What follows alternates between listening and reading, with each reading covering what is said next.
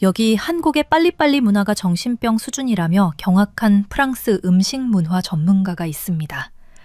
20년간 43개국을 연구한 그녀는 한국인들이 엘리베이터 닫힘 버튼까지 미친 듯이 누르는 걸 보고 이런 나라는 살 곳이 못 된다고 단언했는데요. 그런데 서울에서 단 3일을 보낸 후 그녀는 자국으로 돌아가자마자 충격적인 금단 증상을 겪게 됩니다. 대체 한국의 무엇이 그녀를 이렇게 만들었을까요? 제 이름은 백시스 모레인이에요. 저는 지난 20년 동안 43개국의 음식 시스템과 문화적 효율성을 분석하는 일을 해왔답니다. 이탈리아 시골의 슬로우 푸드 운동도 기록했고 일본 가이세키 요리의 의식적인 정밀함도 연구했죠. 방콕 야시장의 혼란스러운 에너지도 직접 체험했습니다. 하지만 그 어떤 것도, 정말 그 어떤 것도 서울의 빨리빨리 문화가 제게 줄 충격을 준비시켜주지 못했어요. 이 문화는 속도와 품질 사이의 관계에 대해 제가 알고 있다고 생각했던 모든 것을 근본적으로 뒤흔들어 놓았답니다. 저는 가을의 상쾌한 아침에 서울에 도착했어요. 제게는 하나의 명확한 미션이 있었죠. 하루 동안 최소한 10가지 이상의 한국 음식을 먹어보는 거였습니다. 제 연구 조교가 야심찬 음식 로드트립을 준비해놨더군요. 소박한 길거리 포장마차부터 세련된 백화점 푸드코트까지 망라하는 일정이었어요. 문화가 효율성과 경험을 어떻게 균형 있게 조화시키는지를 평생 연구해온 사람으로서 저는 이것을 단순한 음식 관광 이상으로 봤습니다. 이건 제 서비스 시스템에 대한 이해를 완전히 재정의할 수도 있는 현장 연구였죠. 첫 번째 목적지는 호떡을 파는 작은 길거리 포장마차였어요. 상인의 손은 숙련된 정밀함으로 움직였고 제가 주문한 지 90초 만에 계피향이 가득한 증기가 뿜어져 나오는 종이로 싼 꾸러미를 받았답니다. 저는 얇고 바삭한 겉면을 베어 물었어요. 계피, 설탕, 속이 순간적으로 저를 어린 시절 시나몬 토스트의 추억으로 데려갔지만 이건 그것보다 훨씬 더 세련됐습니다. 동시에 바삭하면서도 부드러운 식감은 준비 속도를 무색하게 만드는 장인 정신을 보여줬어요. 저는 체계적으로 계란빵, 아이작 토스트, 명랑 핫도그, 그리고 전통 한국 간식들을 거쳐갔습니다. 모든 상인이 기계적인 효율성으로 일했지만 모든 아이템이 제 품질 기대치를 초과했어요. 음식 문화 분석가로서 저는 효율성이 우수성을 희생시키는 수많은 사례를 목격했죠. 하지만 여기는 뭔가 달랐어요. 속도가 경험을 감소시키는 게 아니라 오히려 향상시키는 시스템이었습니다. 저는 반복해서 생각했답니다. 어떻게 이런 속도에서 이 품질을 유지할까? 계시는 소금빵과 함께 찾아왔어요. 이건 크루아상 같은데 크루아상 대신에 영화관 버터랑 영화관 소금 맛이 엄청 나는 것 같아. 저는 현장 노트에 기록했습니다. 제 흥미를 끈 건 단순히 맛만이 아니었어요. 문화적 변형이었죠. 소금빵은 일본에서 시작됐지만 한국은 그것을 채택하고 대중화하고 인식을 넘어선 혁신을 이뤘어요. 일본이 전통을 유지하는 동안 한국은 치즈, 크림, 팥, 과일 등의 변형을 만들어냈답니다. 한국 웨이브 콘텐츠를 통해 소금빵은 한국과 너무 동일시되어서 이제 국제 관광객들은 그것을 본질적으로 한국 음식으로 여겨요. 탕후루처럼 말이죠. 이런 빠른 문화적 채택과 창의적 진화의 패턴이 제가 모든 곳에서 목격하기 시작한 빨리빨리 정신을 완벽하게 예시했습니다. 점심시간이 다가오자 저는 강남의 한 유명한 백화점 지하 식품 코너로 향했어요. 이곳은 제 연구에서 특히 중요한 지점이었답니다. 왜냐하면 백화점 지하 식품관은 한국 음식 문화의 독특한 특징이거든요. 고급 레스토랑의 품질을 빠른 서비스와 결합한 공간이죠. 저는 비빔밥, 냉면, 그리고 갈비탕을 주문했어요. 3가지 음식 모두 15분 이내에 도착했습니다. 하지만 더 놀라운 건 품질이었어요. 비빔밥의 각 재료는 개별적으로 조리되고 완벽하게 배치됐더군요. 고추장은 적절한 양으로 제공됐고 참기름 향이 은은하게 올라왔습니다. 냉면 육수는 깊은 맛이 있었고 면은 완벽한 탄력을 유지했어요. 갈비탕은 몇 시간 끓인 것처럼 농밀한 맛을 냈습니다. 이 모든 게 백화점 지하 푸드코트에서 합리적인 가격에 믿을 수 없는 속도로 제공됐죠. 저는 포크를 내려놓고 주변을 둘러봤어요. 수십 개의 식당이 동시에 운영되고 있었고 각각은 독특한 메뉴를 제공했습니다. 고객들은 빠르게 움직였지만 서두르는 것처럼 보이지 않았어요. 직원들은 효율적이었지만 기계적이지 않았죠. 이건 단순히 빠른 서비스가 아니었어요. 이건 속도가 삶의 질을 떨어뜨리지 않고 향상시킬 수 있다는 문화적 증명이었답니다. 오후에 저는 홍대 지역으로 이동했습니다. 이곳은 젊은 에너지와 창의성이 넘치는 곳이었어요. 저는 한국식 치킨, 떡볶이, 그리고 붕어빵을 시도했죠. 각 음식은 전통적이면서도 혁신적이었습니다. 치킨은 다양한 소스 옵션이 있었고 떡볶이는 치즈, 카르보나라, 심지어 로제 변형까지 있었어요.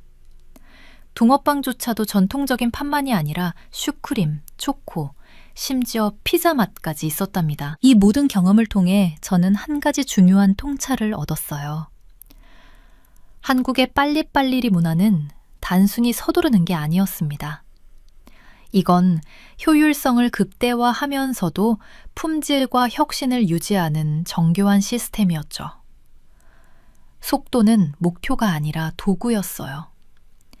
더 많은 사람들에게 더 좋은 경험을 제공하기 위한 수단이었습니다. 해가 지면서 저는 명동의 한 카페에 앉아 오늘 하루를 정리했어요.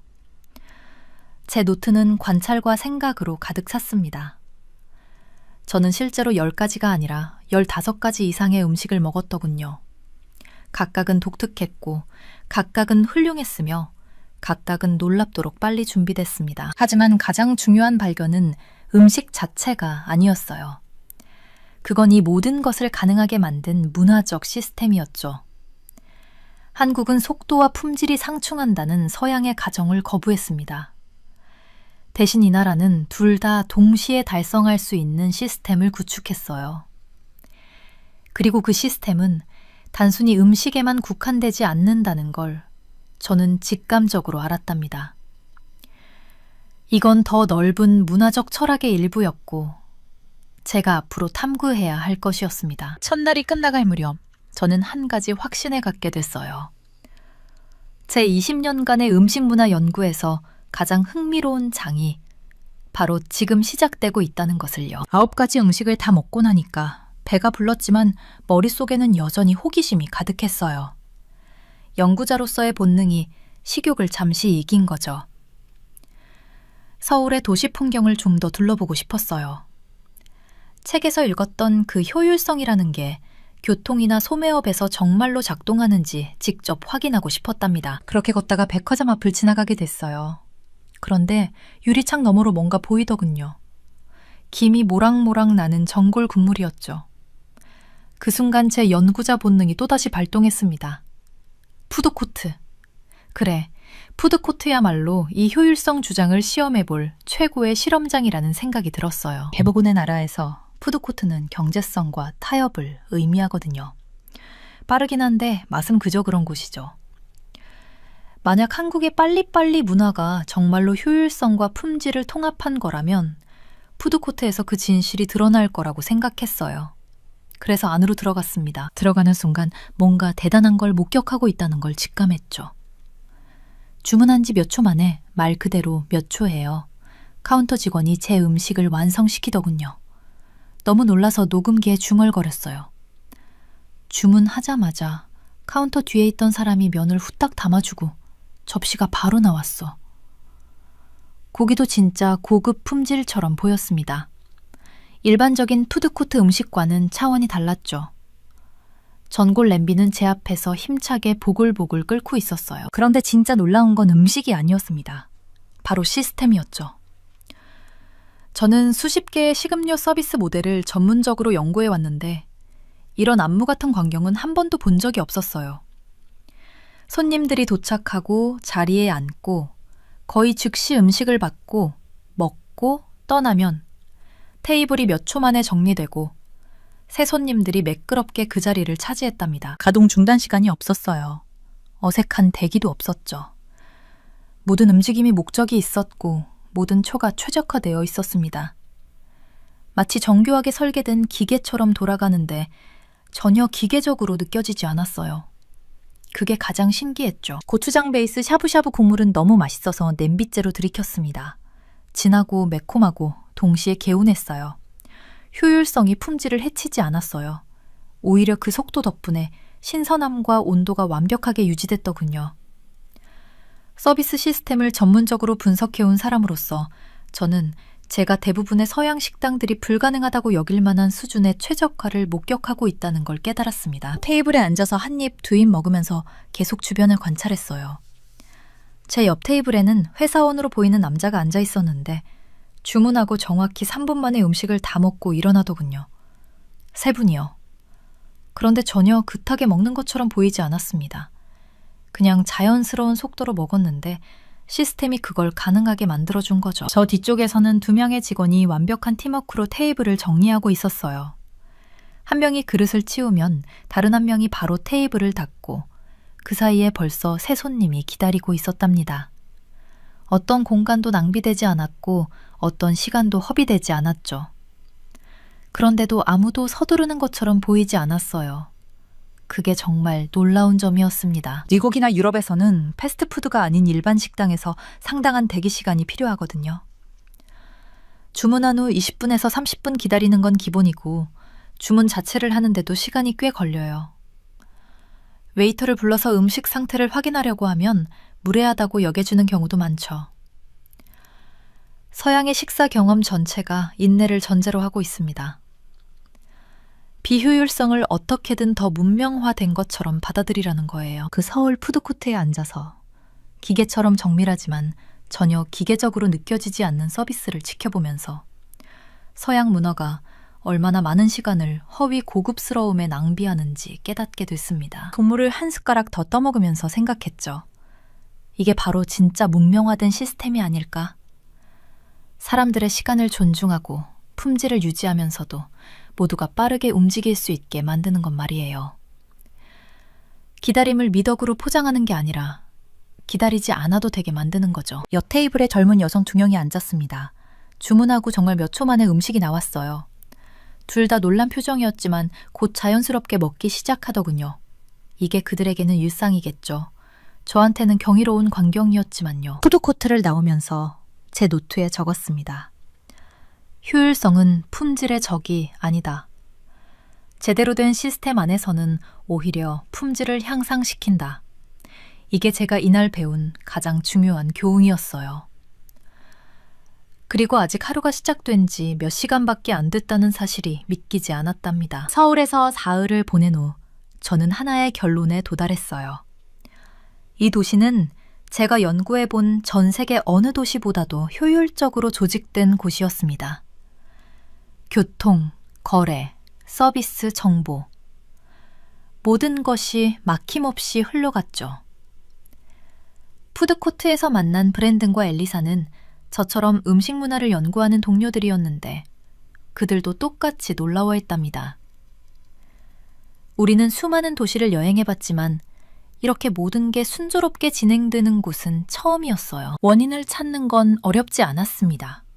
한국의 빨리빨리 문화였죠.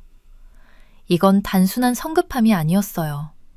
한국 사람들은 일이 즉시 진행되지 않으면 진짜로 답답함을 느끼더군요. 이런 특성이 사회의 모든 시스템을 속도, 정확성, 반응성을 위해 체계적으로 최적화해 놓았습니다. 행정부터 교통, 결제, 서비스까지 한국은 효율성을 기반 수준에서부터 설계해 놓은 나라였어요. 저는 효율성 시스템 컨설턴트로 일하는데 특히 흥미로웠던 건 식당 계산 방식이었습니다. 서양 국가들은 대부분 테이블 결제 방식을 쓰죠. 손님이 식사를 마치면 테이블에 앉아서 무한정 기다려요. 서버가 계산서를 가져올 때까지요. 그리고 또 기다립니다. 결제 처리가 끝날 때까지요. 이 시스템은 정말 느려요. 서버를 부르거나 카운터로 가려고 하면 무례하다고 여겨집니다. 테이블 회전율은 당연히 형편없죠. 한국은 카운터 결제 시스템을 운영했어요. 손님들이 식사를 마치면 바로 계산대로 갑니다. 처음엔 이게 좀 서두르는 느낌이거나 서비스가 부족한 게 아닐까 생각했어요. 하지만 깊이 분석해보니 정말 똑똑한 효율성이었습니다. 서버를 기다리는 어색함이 없죠. 내가 잊혀진 건 아닐까 하는 걱정도 없고요. 거래가 즉시 완료됩니다. 식당 입장에서 보면 테이블 회전율이 최대화되죠. 고객과 사업자 모두 불필요한 마찰과 시간 낭비가 줄어드는 겁니다. 저는 몇몇 장기 외국인 거주자들을 인터뷰했어요. 적응 패턴을 이해하고 싶었거든요. 한 미국인 여성이 특히 흥미로운 증언을 해주었습니다. 그녀는 한국인 남편과 결혼해서 몇 년째 살고 있었어요. 처음엔 문화 충격이 컸다고 하더군요. 가게 점원이 허락도 구하지 않고 신용카드 영수증에 대신 서명을 해버린다든지, 택시가 마치 5분 안에 도착하지 않으면 세상이 끝날 것처럼 질주한다든지요. 버스는 내리막길을 위험해 보일 정도로 빠르게 미끄러져 내려간다고 했습니다. 한국 사람들은 5분 안에 도착하지 않으면 세상이 끝날 것처럼 운전해요. 그녀의 정확한 말이었죠. 처음엔 무서웠지만 결국 이해하게 됐다고 했어요. 한국 사람들은 시간 낭비를 정말로 싫어한다는 걸요. 무례해서가 아니라 시간이야말로 인간에게 진짜로 유한한 유일한 자원이라는 걸 진심으로 고려하기 때문이라고요. 빨리빨리 문화는 성급함이 아니라 불필요한 마찰을 제거해서 삶의 잠재력을 최대화하려는 거였습니다. 저는 이 문화가 단순한 습관을 넘어선 것임을 깨달았어요. 이건 전략적 우위였습니다. 제가 관찰한 모든 시스템 지하철, 버스, 택시, 배달, 은행, 병원, 관공서이 모두 같은 원칙으로 설계돼 있었거든요. 대기 시간 최소화, 처리 속도 최대화, 불필요한 단계 제거였죠. 편의점을 예로 들어볼게요. 한국 편의점에선 택배를 보내고 공과금을 내고 티켓을 예매하고 심지어 관공서 서류까지 출력할 수 있었어요. 하나의 장소에서 수십 가지 거래가 가능했죠. 다른 나라였다면 각각 다른 곳을 찾아가야 하는 일들이었습니다. 시간과 에너지가 엄청나게 절약되는 거예요. 배달 시스템도 놀라웠습니다. 음식을 주문하면 30분 안에 도착했어요. 정확한 도착 시간이 앱에 표시되고 배달원의 위치를 실시간으로 추적할 수 있었죠. 브랜든이 말하길 자기 나라에선 배달이 1시간에서 2시간 걸리는 게 보통이고 언제 올지도 모른다고 했습니다. 한국에선 그런 불확실성이 거의 없었어요. 대중교통은 더 인상적이었습니다. 지하철 환승이 믿을 수 없을 만큼 매끄러웠어요. 한 노선에서 내려서 다른 노선으로 갈아타는데 보통 2분에서 3분이면 충분했죠. 표지판이 명확하고 동선이 최적화되어 있었습니다. 버스 정보 시스템은 정확히 몇 분 후에 버스가 오는지, 몇 정거장 전에 있는지 알려줬어요. 이런 정보의 투명성이 불안감을 없애더군요. 엘리사가 한 가지 재미있는 관찰을 공유했습니다. 한국 사람들은 엘리베이터 문이 닫히기 전에 닫힘 버튼을 누른다는 거예요. 서양에서는 좀 무례하게 보일 수 있는 행동이지만 여기선 자연스러웠죠. 2초에서 3초를 아끼는 게 의미 있다고 모두가 생각하는 문화였습니다. 그리고 그 2초에서 3초가 하루에 수십 번 쌓이면 실제로 의미 있는 시간이 되는 거죠. 저는 이 효율성 문화가 경제적 성과와 직접 연결된다고 봅니다. 모든 거래와 이동이 빠르면 같은 시간에 더 많은 일을 할 수 있어요. 생산성이 올라가는 거죠. 한국이 짧은 시간에 엄청난 경제 성장을 이룬 것도 이런 문화적 특성과 무관하지 않을 겁니다. 하지만 이게 단순히 빠르기만 한 건 아니었어요. 정확성도 함께 갖춰져 있었습니다. 배달이 빠르지만 잘못 오는 경우는 거의 없었고 지하철이 정시에 오는 건 기본이었죠. 은행 거래도 신속하면서 정확했습니다. 속도와 정확성을 동시에 달성하는 게 쉽지 않은데 한국은 그걸 해냈더군요. 며칠간의 관찰 끝에 저는 깨달았습니다. 빨리빨리 문화는 한국의 경쟁력 중 하나라는 걸요. 이건 단순한 문화적 특성이 아니라 전략적 자산이었어요. 모든 시스템이 이 원칙으로 설계돼 있고 모든 사람이 이 가치를 공유하고 있었습니다. 그 결과는 놀라운 효율성이었죠. 저는 노트북에 이렇게 적었습니다. 효율성은 선택이 아니라 문화다. 한국은 이를 증명한다. 미국에서 온 여성의 이야기가 제 연구에서 가장 인상 깊었어요. 그녀는 한국 식당 문화에 대해 이렇게 설명했답니다. 자리에 앉기도 전에 직원이 주문을 받으러 온다고요. 앉자마자 테이블이 반찬으로 가득 채워진다고 했죠. 주문한 음식은 5분 안에 나옵니다. 식사하고 계산까지 전체 과정이 30분 안에 끝나더군요. 저는 서비스 효율성을 오랫동안 연구해온 사람이었어요. 그래서 이 증언이 더욱 특별하게 다가왔습니다.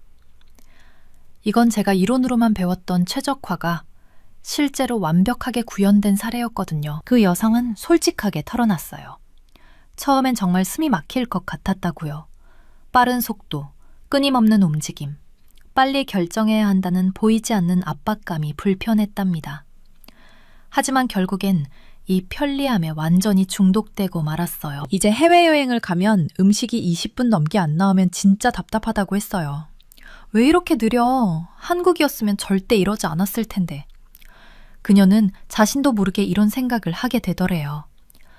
다른 방식을 경험하고 나니 서양의 비효율성이 너무나 선명하게 보였던 거죠. 저는 여러 명을 인터뷰했는데 같은 패턴이 계속 반복됐어요. 외국인들은 처음엔 빨리빨리 문화에 힘들어했습니다. 공격적이거나 불편하다고 느꼈죠. 하지만 어느새 이 효율성에 익숙해지고 나면 느린 시스템으로 돌아가는 게 오히려 숨막히게 느껴진다고 했어요. 이건 단순히 성격이 급해진 게 아니었습니다. 서양 문화가 얼마나 많은 시간을 불필요한 기다림에 낭비하는지 깨달은 거예요. 그 기다림은 기능적인 목적이 전혀 없고 그냥 전통이라는 이유로 유지되고 있을 뿐이었어요. 어느 오후를 통째로 투자해서 서울 곳곳의 식당들을 돌아다녔습니다. 서비스 시간을 직접 측정하기 위해서였죠. 결과는 놀라웠어요. 음식 종류가 뭐든, 가격대가 어떻든, 위치가 어디든 상관없이 효율성은 일정했거든요. 한국 식당 문화는 속도를 시스템화했어요. 그러면서도 품질은 전혀 희생하지 않았답니다. 서양의 서비스 이론에서는 이 두 가지가 양립할 수 없다고 보통 생각하는데 말이죠. 빨리빨리 정신은 손님을 무례하게 쫓아내는 게 아니었습니다. 모든 사람의 시간이 소중하다는 걸 존중하고 인위적인 지연을 없애는 거였어요. 전통 한식당에서 특별히 인상 깊은 순간이 있었어요. 비빔밥을 주문했는데 주문부터 음식이 나오기까지 딱 4분 37초가 걸렸습니다. 밥은 완벽하게 지어졌고 채소는 신선하고 아삭했어요. 계란도 제대로 익었더군요. 어디에도 타협의 흔적이 보이지 않았어요. 서빙하던 분이 제가 묻지도 않았는데 설명해 주셨어요. 모든 재료가 신선하게 준비된다고요. 속도는 최적화된 주방 작업 흐름과 연습된 정밀함에서 나온다고 했습니다. 미리 준비해 두거나 품질을 낮춰서 빠른 게 아니라는 거죠. 이게 바로 혁명적인 통찰이었어요. 빨리빨리 문화는 대충 빠르게 하는 게 아닙니다. 시스템을 설계해서 양질의 작업이 빠르게 일어날 수 있게 만드는 거예요. 이 효율성은 모서리를 자르는 게 아니라 낭비를 자르는 겁니다. 저는 노트북을 꺼내 메모를 시작했어요. 이건 단순한 문화적 특징이 아니었습니다. 이건 산업혁명 이후 발전해온 효율성 이론이 실생활에서 완벽하게 실현된 사례였거든요. 한 이탈리아 식당에도 가봤어요. 파스타를 주문했는데 6분 만에 나왔습니다. 면발은 알단테로 완벽했고 소스는 제대로 유화되어 있었어요. 셰프가 잠깐 나와서 이야기를 들려줬는데 한국에서 일하면서 속도와 품질의 균형을 다시 배웠다고 했어요. 이탈리아에서는 느린 게 품질의 표시라고 생각했어요. 그가 말했죠. 하지만 여기서 배운 건 느린 건 그냥 비효율적인 거라는 거예요. 한식당, 양식당, 중식당, 일식당을 가리지 않고 같은 패턴이었습니다. 주문부터 서빙까지 평균 5분에서 7분. 그리고 놀라운 건 맛이나 품질에서 어떤 타협도 없다는 거였어요. 한 프랑스 여성을 인터뷰했는데 그녀는 파리에서 온 요리사였어요. 그녀는 처음엔 이 속도에 충격을 받았다고 해요. 이건 요리가 아니라 공장이잖아 라고 생각했대요. 하지만 6개월이 지나고 나니 생각이 바뀌었답니다. 한국 주방은 F1 경주팀 같아요. 그녀가 설명했어요. 모든 움직임이 계산되어 있고 모든 사람이 자기 역할을 완벽하게 알아요. 낭비되는 동작이 하나도 없죠. 저는 한 고깃집 주방을 30분간 관찰할 기회가 있었습니다. 그곳에서 본 것은 정말 놀라웠어요. 3명의 직원이 마치 댄스를 추듯 움직였어요. 서로 부딪히지 않으면서도 최단 거리로 움직이고 말없이도 서로가 뭘 할지 알고 있었죠. 고기는 주문 즉시 준비됐고 반찬은 손님이 앉기 전에 이미 테이블에 있었어요. 하지만 아무것도 미리 준비된 게 없었습니다. 모든 게 실시간으로 완벽하게 조율된 거예요. 주방장이 나와서 말했어요. 빨리빨리는 서두르는 게 아니에요. 준비하는 거죠. 이 말이 모든 걸 설명했습니다. 한국의 식당들은 속도를 위해 미리 준비하는 게 아니라 빠르게 대응할 수 있도록 시스템을 준비한 거예요. 재료 배치, 조리 순서, 동선 최적화, 팀워크, 모든 게 계산되어 있었어요. 일본 식당과 비교해봤어요.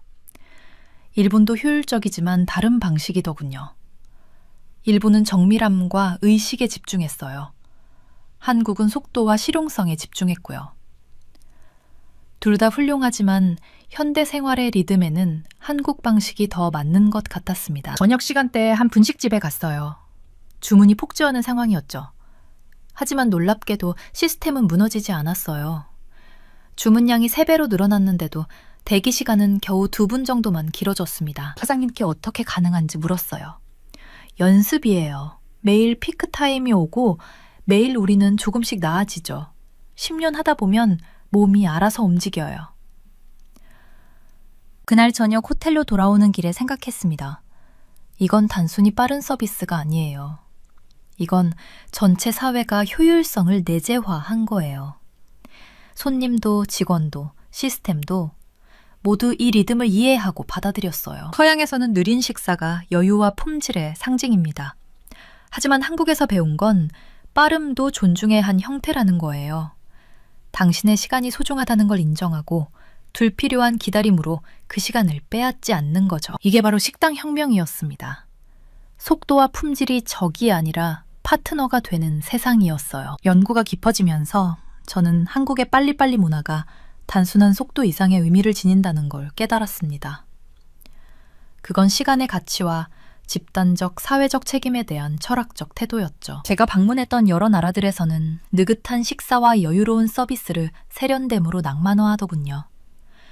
레스토랑에서 30분 기다리는 건 분위기를 즐기는 것이라고 말했어요. 한국은 이 전제를 완전히 거부했습니다. 기능적인 이유 없이 사람들을 기다리게 하는 건 실제로 무례하다는 게 한국의 시각이었죠. 명동의 한 식당에서 주문한 지 5분 만에 음식이 나왔을 때 옆 테이블의 외국인 관광객이 놀란 표정을 지었습니다. 이게 정상인가요?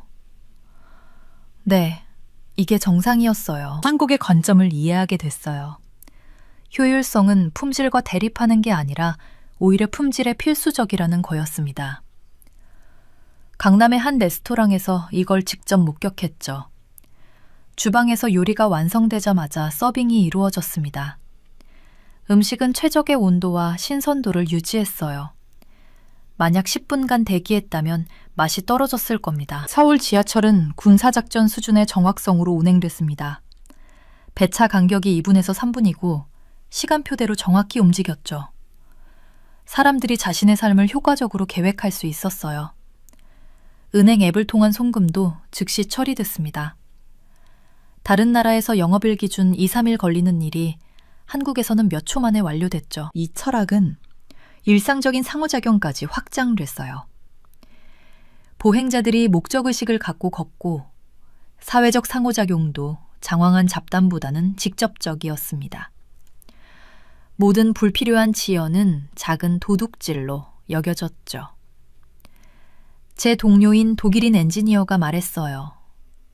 한국에서는 내 시간이 존중받는 느낌이야. 하지만 역설적이게도 이런 효율성이 차갑고 기계적인 사회를 만들지 않았습니다. 음식 문화만 봐도 알 수 있었어요. 매 식사마다 따라오는 정교한 반찬들, 공동으로 먹는 전통, 서비스의 진정한 따뜻함까지요. 한 식당 사장님이 설명해 줬습니다. 빨리 서빙하는 건 손님을 쫓아내려는 게 아니에요. 맛있는 음식을 최상의 상태로 들이려는 거죠. 효율성은 시스템적 마찰로 낭비되는 시간을 제거해서 인간적 요소를 위한 공간을 만들어줬습니다. 레스토랑이 손님을 30분 동안 기다리게 하지 않으면 그 시간은 식사를 즐기거나 의미 있는 활동을 추구하는 데 쓸 수 있었죠. 제가 인터뷰한 외국인 거주자들이 빨리빨리 문화를 우리나라에 수입하고 싶다고 말했습니다. 효율성 시스템 컨설턴트로서 저는 그들의 좌절을 이해했어요. 미국에서 온 마케팅 디렉터가 말했죠. 뉴욕에서는 점심 먹으러 나가면 1시간이 걸려요. 여기서는 20분이면 끝나죠. 진정한 시스템적 효율성을 경험하고 나면 비효율성으로 돌아가는 건 불필요한 형벌처럼 느껴지더군요. 어느 저녁 콩대 근처 카페에서 이 모든 것을 정리하며 앉아 있었습니다. 밖에서는 사람들이 빠른 속도로 움직이고 있었지만 카페 안에서는 친구들이 웃으며 이야기를 나누고 학생들이 공부하고 연인들이 손을 잡고 있었어요. 효율성과 인간성이 공존하는 걸 볼 수 있었습니다. 옆 테이블의 프랑스인 관광객이 친구에게 말했어요. 파리에서는 이런 속도로 살면 무례하다고 여겨져. 하지만 여기서는 모두의 시간을 존중하는 거야. 바로 그거였습니다. 효율성은 존중의 한 형태였어요. 빨리빨리는 무례함이 아니라 배려였죠. 이 독특한 특성이 전 세계로 퍼지면서 한국은 여행자들의 마음에 깊은 인상을 남기는 목적지로 자리 잡고 있었습니다. 그리고 제 자신도 그중 하나가 되어 있었답니다. 서울에서의 마지막 날, 저는 처음 방문했던 그 푸드코트로 돌아갔어요. 똑같은 고추장 샤브샤브를 주문하고 마지막 관찰을 진행했습니다. 효율성은 변함없었어요. 음식은 몇 초 만에 나왔고 품질은 일정했으며 서비스는 정확했습니다. 하지만 제 인식은 완전히 바뀌어 있었죠. 저는 회의론자로 한국에 왔었습니다. 속도와 품질은 서로 반대된다고, 진짜 우수성은 시간이 필요하다고, 효율성은 타협을 의미한다고 믿었던 사람이었어요. 한국의 빨리빨리 문화는 이 모든 가정을 무너뜨렸습니다. 푸드코트는 활기차게 돌아가고 있었어요. 끊임없이 오가는 손님들, 리드미컬한 직원들의 동선, 수많은 냄비에서 피어오르는 김. 모든 것이 조화롭게 작동했습니다. 이건 효율성을 위한 효율성이 아니었어요. 배려로, 존중으로 구현된 것이었죠. 제 현장 노트는 300페이지가 넘었습니다. 하지만 가장 가치 있는 건 정량적 데이터가 아니었어요. 효율성과 품질이 공존할 수 있다는, 시간을 존중하는 것이 인간성을 존중하는 것이라는 경험적 이해였습니다. 한국을 떠나며 제 연구가 근본적인 수정을 필요로 한다는 걸 깨달았어요. 20년간 개발한 모델들은 속도와 품질 사이의 절충에 대한 서구적 가정 위에 세워져 있었죠. 한국은 그 가정이 틀렸음을 증명했습니다. 그 미국 여성의 말이 떠올랐어요. 한국의 효율성에 익숙해져서 모국으로 돌아가는 게 답답했다던 말이요. 저는 완벽하게 이해했습니다. 시간이 진정으로 존중받는 사회를 경험한 후 시간을 낭비하는 문화로 돌아가는 건 의식적인 재적응을 필요로 할 거예요. 한국의 독특한 매력, 효율성과 우수성의 통합, 시간에 대한 존중. 외국인들이 처음엔 압도적이지만 결국 해방적으로 느끼는 빨리빨리 문화은 진정으로 혁명적이었습니다. 20년간의 연구에서 이렇게 심오한 함의를 지닌 문화적 특성을 만난 적이 없었어요. 비행기가 서울을 떠나면서 저는 도시의 정돈된 격자를 내려다보았습니다. 제가 목격한 모든 것, 푸드코트, 레스토랑, 교통, 서비스 시스템이 동일한 원칙을 반영하고 있었어요. 인간성에 대한 존중으로서의 시간 존중이었죠. 한국은 제게 가르쳐 주었습니다. 효율성은 속도 그 자체가 아니라 삶의 의미 있는 순간들을 온전히 경험할 수 있도록 낭비를 제거하는 것이라고요. 그 교훈이 제가 앞으로 작업에서 가지고 나갈 가장 중요한 것이었습니다. 빨리빨리 문화는 단지 한국의 독특한 매력이 아니었어요. 인간 존엄성, 시간의 가치, 사회적 책임에 대한 철학적 입장이었습니다. 그것을 직접 경험한 후 저는 한국으로 계속 돌아오는 외국인 중 한 명이 될 것임을 알았어요. 가장 깊은 형태의 환대로 드러나는 효율성에 이끌려서 말이죠. 공항으로 가는 택시 안에서도 그 효율성은 계속되었습니다. 기사님은 최적의 경로로 정확하게 제 비행 시간에 맞춰 도착했어요. 마지막 순간까지 한국의 빨리빨리 문화를 경험한 거였죠. 비행기가 이륙하면서 서울의 불빛이 점점 작아졌습니다. 하지만 제 안에서는 무언가가 커지고 있었어요. 한국에서 배운 이해, 경험한 통찰, 느낀 감동. 이것들은 제가 어디를 가든 함께 할 것이었습니다. 20년 경력에서 이렇게 근본적으로 제 생각을 바꾼 경험은 없었어요. 한국의 빨리빨리 문화는 어떻게 사회가 더 나은 방식으로 작동할 수 있는지를 보여주는 살아있는 증거였습니다. 창밖으로 구름이 펼쳐졌어요. 새로운 관점으로 세상을 보게 된 제 마음처럼 넓고 열려 있더군요. 한국에서의 경험은 끝났지만 그 영향은 이제 막 시작되는 것이었습니다.